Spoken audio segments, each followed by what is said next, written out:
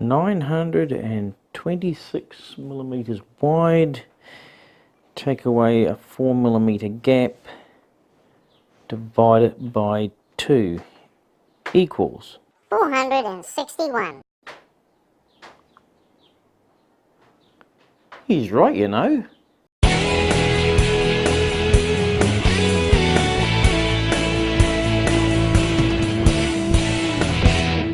Hello fellow CNC nuts and welcome. Today I'm going to be working on the doors for the cabinet and I'll be fitting these hinges. I brought a set of 6 cabinet hinges.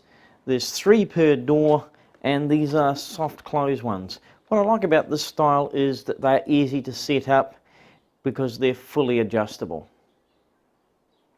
So let's get on with it. I mark the door to the appropriate width and then with a straight edge draw a line. Position the straight edge to act as a fence for my circular saw. Using a ruler, I check that the sawhorse ends are clear of the saw blade and then clamp it to the sawhorses. I use a spring clamp to secure the end of the cut. Now traditionally when installing this type of hinge here, you need to cut a hole into the material, not all the way through, but it needs to be 5 millimeters back from the edge and it's a 35 millimeter hole. Where's the center on that, Rain Man? 22.5 millimeters. Huh. He's good, isn't he? Okay, so what I normally do is I've got this modified spade bit. It's 35 millimeters in diameter, and what I did is I shortened the point on it so that I could drill these here out on the drill press. Now this is pretty unwieldy to get up onto the drill press and drill those holes. So I've decided I'm going to give this a go on the CNC machine. Should work just as well.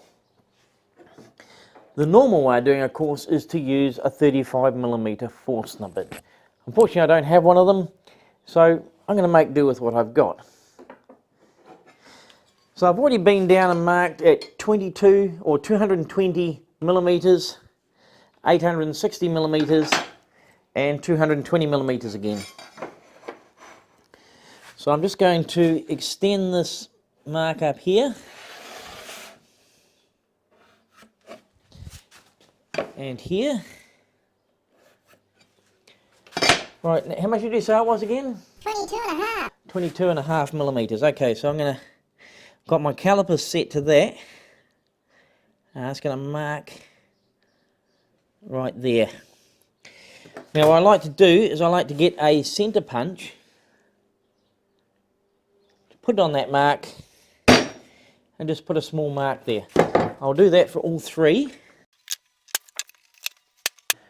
Now for machining this out, I'm going to use a 1/8 inch down cutting spiral bit. So I've got a 1/8 inch drill bit in my drill here and I'm just going to put it on that center point there and just drill out a small hole at each marked point.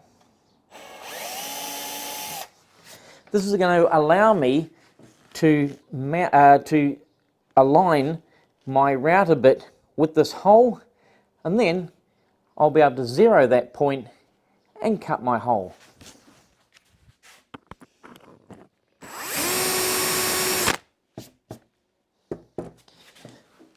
The hole you drill here doesn't need to be deep, it just needs to be deep enough, say about 3/8, 10 millimeters, just deep enough so that you've got enough for the router bit to go into to make sure you've got proper alignment. So let's now take this over to the CNC machine and cut some holes. I align the cutter with the hole and zero my X and Y. I then take the cutter to the surface of the material and set it to 0.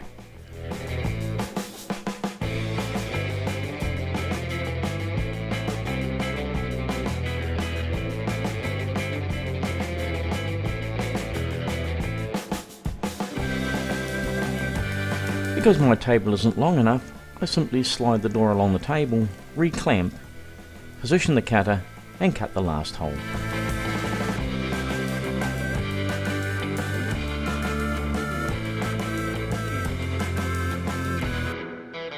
So these holes have come out perfectly. Just the right fit for this hinge. Now I need to square it up so that this here comes out at right angles to the side of the door. And now I need to drill a hole for each of these screws to go into the hinge. And if you're like me, have trouble aligning your drill and getting a hole in the center, and as soon as you start screwing it in, the hinge starts moving. What you need is one of these.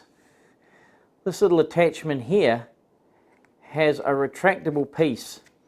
This goes into the cone of the hinge, and then as you push down, it retracts and the drill comes out the center. So it ends up, you end up with a hole right in the center of where the screw goes, which is just ideal.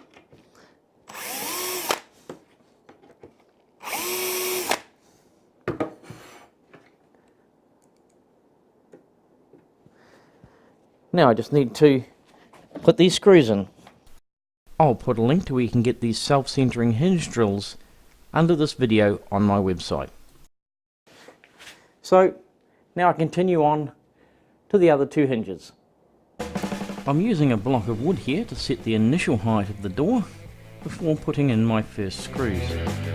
It's important that you go through and adjust each hinge so each adjustment is in the midpoint before hanging the door. If you don't do this, you may not have sufficient adjustment to adjust the door later.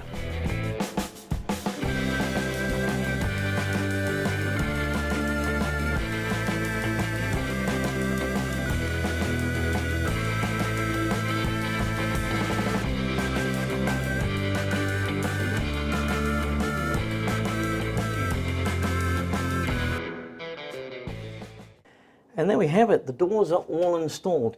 I really like this style of hinge here because they're so easy to fit and they've got so much adjustment. The fact you can adjust the door up and down, backwards and forwards, as well as left and right. You can really get good adjustment on these doors and get them fitting just the way you want. What do you reckon, Chip? Really well hung. Can't disagree with you there. Well, that's it for today.